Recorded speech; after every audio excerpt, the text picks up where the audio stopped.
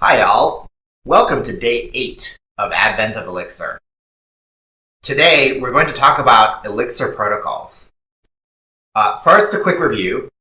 Protocols are a multiple dispatch system for Elixir. It's a little bit tricky to implement because it comes in several different parts, and you have to define your code in multiple different places to get them to work. However, they are an extremely powerful tool, and in many cases, they are the abstraction that you want. So in the example here, the first thing that you should notice is that I've changed def module to def protocol. And this creates a declaration that we're going to create a protocol called Advent. The key difference between a def protocol and a def module is that in a def protocol, you define your functions to not have any bodies. So note that this def type just doesn't have any sort of code associated with it. And the reason why is because the protocol dispatch engine is going to read the type of your function, of the argument, and then pass it on to your implementations. So in this case, I've defined an implementation for the list type, and it's just going to have the same function signature here, but it's going to output just the atom list whenever we detect a list. You can also do different types of types that aren't just the built-in types like list, map, and so on and so forth. And in Elixir, the type system that protocol recognizes is all the basic types, plus if you have a struct, they're handled specially. So yes, structs are maps, but we are going to take them as a special case and allow us to assign protocols distinctly for structs versus the plain old maps that don't have the special struct features. So here's an example. I've made a module sum that is associated with a struct. We're not going to have any fields. And then we're going to implement the Advent protocol for it, and in this case, we're going to ignore the input and just return the atom sum. Okay, so let's look at this in action. So first I'm going to do advent.type, and then we're going to pass an empty list, which is a list, and you can see it outputs list. Of course, if I add some other list, it will also give the list atom as a result. And if I do advent.type for sum, it will say that the atom is sum, which is exactly the implementation that we have here.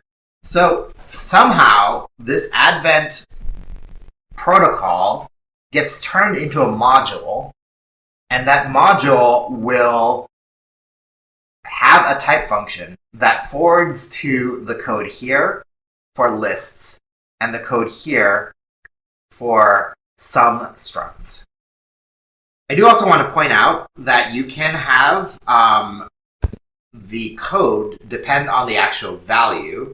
So I'm going to change this code. So we're going to pretend like lists with a certain length are each their own type. Recompile. And now the Advent type for the foo is a list of length 1, and the type of foo, the empty list, is a list of length 0. Finally, this doesn't affect the sum because that code is still forwarded to this function here. Great. So the first question I want to ask is, can we do ad hoc multiple dispatch? So the whole reason for having protocols is that you can patch types that types don't have to explicitly create their own implementations. We can kind of patch the Advent functionality onto list after all of the built-in list functions exist in Elixir. So this is actually grafting new functionality to lists in general. And for this example here, I can show for sum, right? We are predefining that this Advent capability is baked into the module sum. But suppose some other library had provided a struct, and we want to graft the Advent capability onto that struct. Well, we could have done it like this.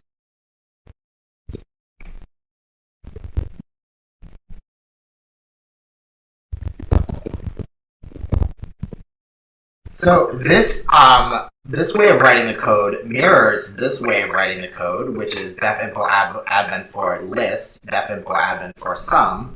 And if we recompile this, actually what I'm going to do is I'm going to demonstrate this is changed. So we're going to recompile this, and then we're going to do advent.type sum, and then you can see that it actually does forward it to this code here. So for structs, you can either have a built-in functionality associated with the Advent protocol, or you can do a post hoc for that protocol. And this is especially useful for the case when you're trying to add functionality to some other struct that somebody else has defined. Okay. So can we then do some future ad hoc multiple dispatch? So I'm going to copy paste some code here. And so here you can see I'm making a new module other, which also has a struct, and then I'm going to implement advent for it. And what happens? First, we get this warning: the advent protocol has already been consolidated, and an implementation for other has no effect. If you want to implement protocols after compilation or during tests, check the consolidation section in the protocol module documentation. Okay, so what exactly does that warning mean? Well, what that warning is telling you is that if I try to do advent.type other here, it's going to result in an error. And it says that advent is not implemented for other, even though I just did implement that. Okay. So consolidation is an important thing. What they discovered relatively early on in creating protocols for Elixir was that they're kind of not performant. And there was a way to make them be more performant, but what that required was that you would have to know all of the implementations for the protocol in advance. And the Elixir compiler can do that and then decide, hey, like I'm going to just like go ahead and like build all these in, and if you create a compiled artifact that you're shipping into prod, most of the time that's going to be pretty good, unless you need to instrument some code for some debugging while you're running. Okay. And that's pretty unlikely still, because in the process of implementing code, you're going to have to create a new struct and a new type, and that's pretty unlikely. But for development purposes, you might need to actually have a dynamically available protocol, right? And so what I'm going to do is I'm going to show you how to do that. The first thing that we're going to do is we're going to go to mix.exs. And you can see that I have this consolidate protocols option set to false. It defaults to true. And I will comment that out, which will make our protocols not consolidated. And I'm going to restart the VM. And then let's go ahead and paste that code back in.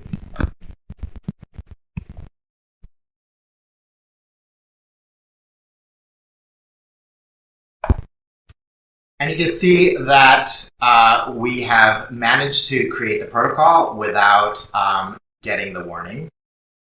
And let's go ahead and try it.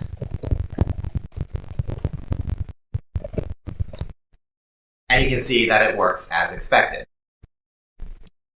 Now, one interesting that you might note is that we've got this advent.other going on here. And wonder what would happen if we went and called advent.other and see what it implements. And you can see it's created this type 1 function. And that kind of suspiciously looks like the implementation for that we have here. It looks kind of like this is a module. And so let's see what happens if we run advent.other type against a list. And you can see it doesn't do a dispatch, and indeed it outputs other, which is exactly the code that we had for other right here. Let's also do advent.otherType sum. And you can see it just blindly takes that sum value and doesn't care that it doesn't actually match the dispatch. What that suggests is that whenever we have a def impl, it's actually creating a module, mangling this name into the sort of name that we expect, or in this case for advent.listing, creating advent.list. And so what you can see is I've added an io.inspect on the module name here, and let's just see if that follows. So if we do advent.type for some empty list, we're going to get advent.list, and it will have correctly told us what the name of the module is. Remember, this underscore module is just a special form that will return the name of the module that we are currently in. And so this is confirmation that what's going on here is that we're creating the advent.list module. Now, I mentioned that protocol consolidation is something that incurs a performance hit. And what I want to do is go a little bit under the hood and really take a look at what exactly that means by a performance hit. So in a previous video, which I'll link to below, I talked about how you can actually take a look at the bytecode that gets generated. So that's actually what code gets run under the hood after Elixir has compiled all of the Elixir code. So what we're going to do is we're going to do code.getObject code for advent. And then we're going to grab the second element out of that tuple. And then we're going to do beam disassembling.file. And what this will do is this will let us peek under the hood at what is going on. And remember, in this case, our mix.exs says that our consolidate protocols is not going to happen. So we're going to have not optimized code. The key thing that we're going to look at is we're going to look at what happens when we jump into the type function that we wrote. Note that the first thing that it does is it's going to call this advent.impl4 with an exclamation point function. Well, that's odd. We didn't actually ask for an impl4 function in Advent, so we wonder what this does. Well, let's go ahead and call it and see what happens.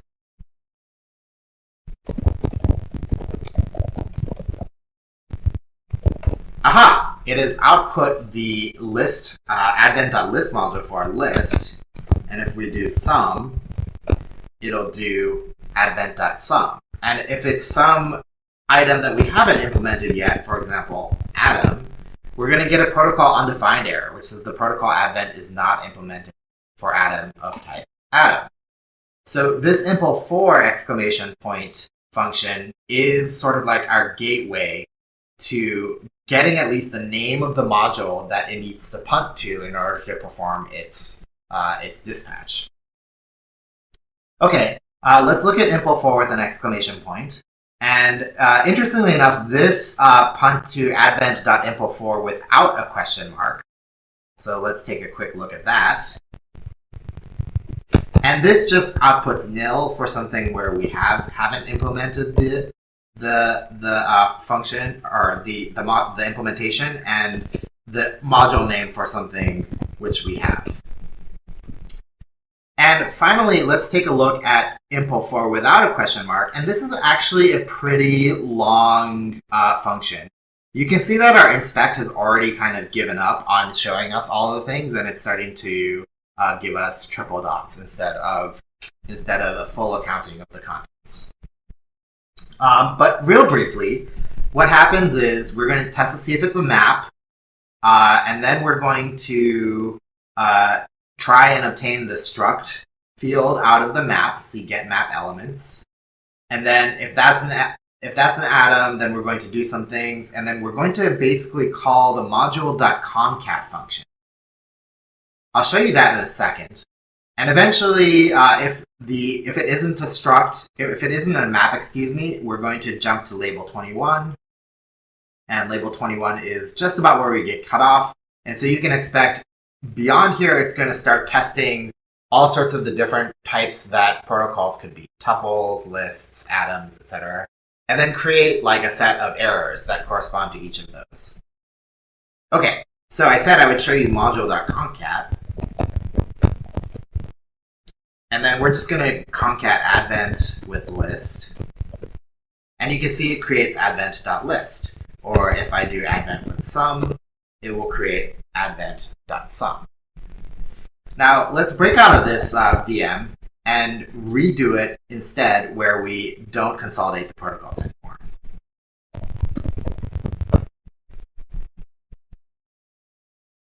Now let's take a look at the advent source code. So code.getObject.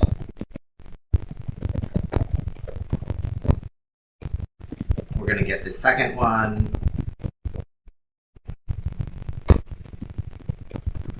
And then disassemble it.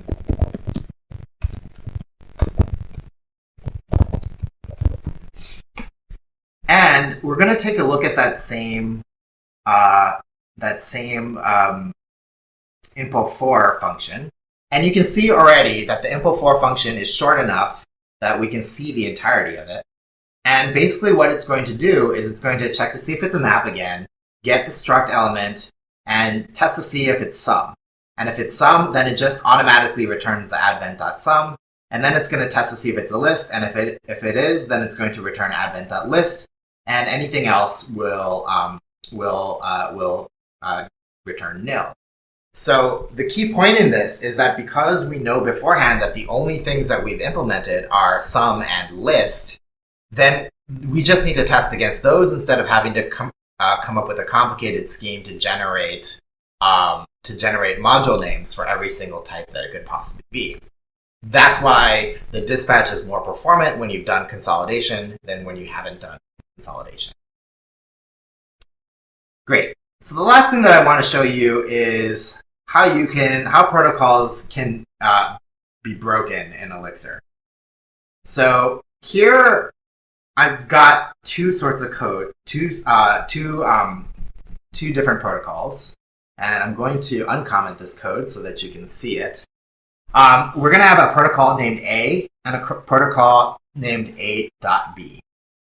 Then we're going to create two modules, a module B.C and a module C. C is going to implement A.B, and B.C is going to implement A. Well, perhaps you can already see what the problem is, but the short story of it is that both of these protocol implementations, this defimpl here and this defimpl here, will wind up creating a module called A.B.C. In this case, we're implementing A.B for the struct C. So the concatenated module name will be A.B.C. And in this case, we've got B.C for the protocol A. So it will concatenate B.C on the end of A, and we're going to get A.B.C. So this is not great. And if we recompile the code, we're immediately going to get a warning, redefining module A.B.C, current version loaded from this. And so what happens if we try to do A.A for the struct A.B? Oops, that needs to be capitalized. And then it says that A.B, B.C.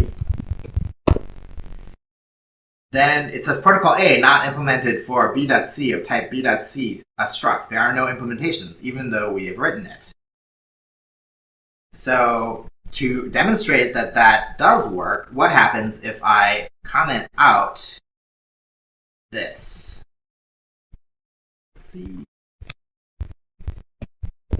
And recompile. Now if I do it, it works and it gives us the value that we expect. So, admittedly, this is kind of a corner case that you probably will never run into, but just know that it exists, and it really does do a good job of demonstrating under the hood exactly what is going on with protocols. There are a few more details that I haven't covered, like, for example, how exactly does it know that this is not implemented? And I will leave that as a exercise for you to go on a journey of discovery to find.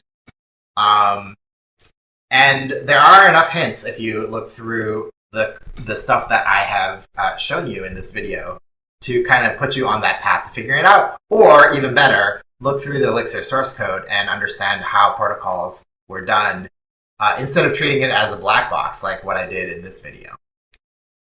So, hope you enjoyed this video. I know that this got into the weeds and was pretty deep for a lot of stuff. I have started a Patreon if you like these videos, and even past the advent of code, I'll be making Elixir videos probably at a less than daily pace. So if you're interested in this sort of content, please support me on Patreon. Thank you very much for your time, and I'll see you tomorrow.